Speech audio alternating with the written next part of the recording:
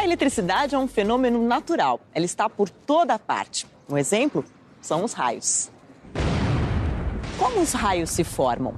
Por que eles se manifestam? Para compreender, a gente precisa antes entender o que é a eletricidade. Vamos conversar com um especialista? Eu estou com o professor de física, Reinaldo Espinosa, aqui no laboratório onde ele trabalha. Professor, a gente gostaria de entender melhor a questão da eletricidade como um fenômeno natural. Você pode ajudar a gente? Claro, será um prazer. A eletricidade é um dos fenômenos naturais mais marcantes que a gente conhece. É o caso dos raios, por exemplo? Exatamente. Os raios são um bom exemplo de eletricidade. E para entendê-los, a gente precisa começar pensando no modelo de matéria. Os cientistas imaginam a matéria formada por pequenas partículas chamadas átomos. E, professor, é correto dizer que o átomo é a menor parte da matéria? Não, Carla. O átomo, mesmo sendo muito pequeno, por sua vez é formado por partículas ainda menores, chamadas partículas subatômicas.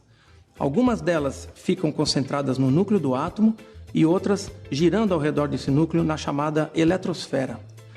No núcleo, nós temos dois tipos de partículas, nêutrons e prótons. Os nêutrons não têm carga elétrica e os prótons têm carga elétrica positiva. Na eletrosfera, orbitando em torno do núcleo, estão os elétrons, partículas móveis e com carga elétrica negativa. Como é que essas partículas se comportam? Cargas iguais, como por exemplo próton e próton, se repelem, assim como elétron repele elétron. Semelhantes se repelem. Exatamente. E o que acontece se a gente falar de prótons e elétrons? Prótons e elétrons se atraem.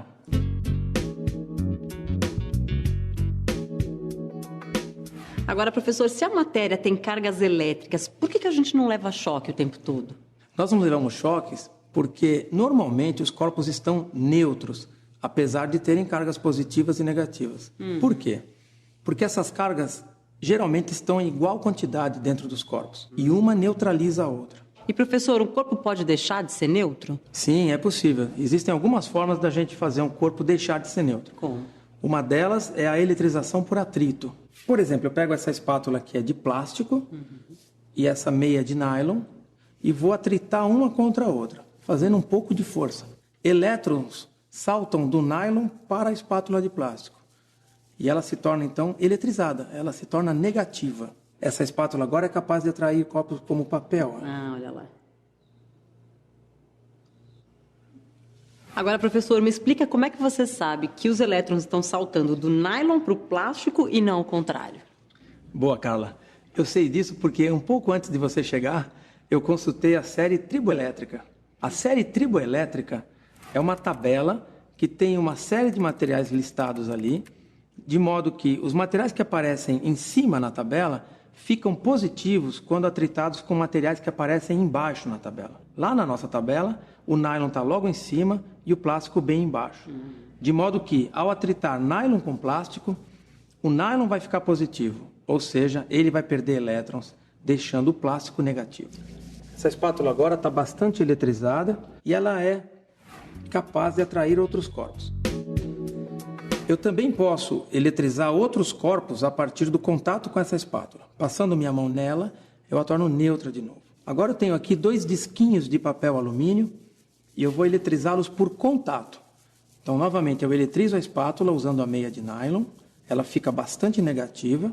Estou eletrizando por atrito. E agora, por contato, eu eletrizo esses disquinhos. Veja que um deles já tocou na espátula. E o legal é que depois do toque, eles passam a repelir a espátula. Por quê? Porque eles têm cargas iguais às dela. Aí não atraem mais. Exatamente, repelem. Cargas de sinais iguais se repelem.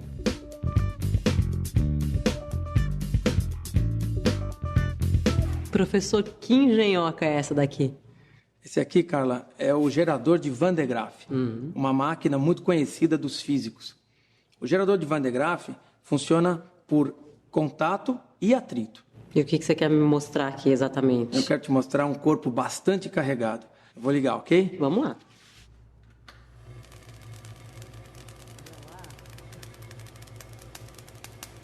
O que a gente está vendo aqui é que todo o papel, assim como a cabeça metálica do Van de Graaff, ficou eletrizado com cargas de mesmo sinal.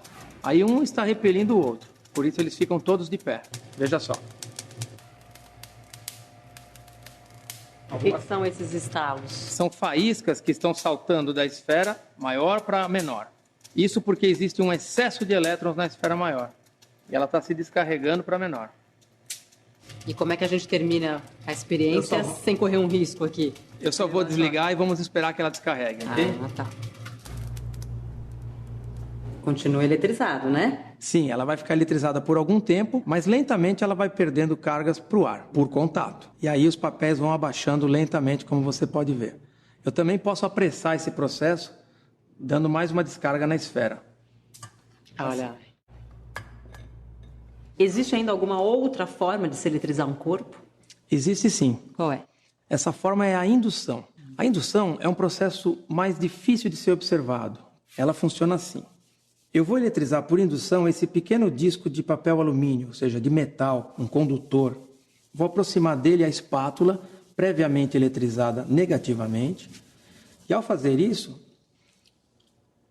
ele vai se sentir atraído pela espátula, mas eu não vou deixar que ele encoste. Nesse momento, os elétrons do papel alumínio foram todos para o lado oposto da espátula. Eles estão sendo repelidos pelos elétrons da espátula. De modo que o disquinho de alumínio está mais positivo do lado de cá e mais negativo do lado de lá. Assim, a atração que ele sente pela espátula é maior do que a repulsão. Nessa hora, quando a indução das cargas foi providenciada, eu toco no lado oposto do disquinho.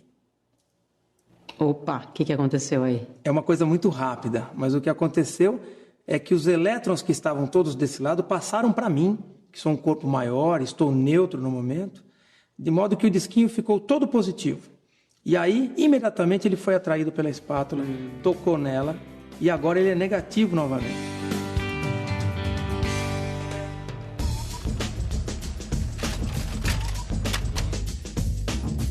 Carla, te trouxe até a secretaria da escola para te mostrar a copiadora. A máquina copiadora utiliza diversos processos de eletrização para fazer a cópia a seco, né? É mesmo? Como é que funciona isso? Olha, o processo é bastante sofisticado, tem várias etapas. O que acontece é o seguinte: um cilindro metálico que existe no interior dessa máquina, ele é eletrizado com cargas elétricas negativas. Ele fica completamente coberto por elétrons.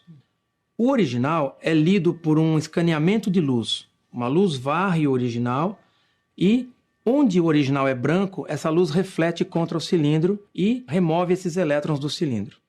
De modo que ficam no cilindro elétrons apenas na posição onde estavam os tons escuros do papel, ou seja, as letras.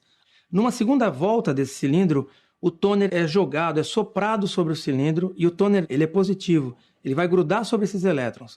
Então você vai ter uma imagem do papel gravada sobre o cilindro.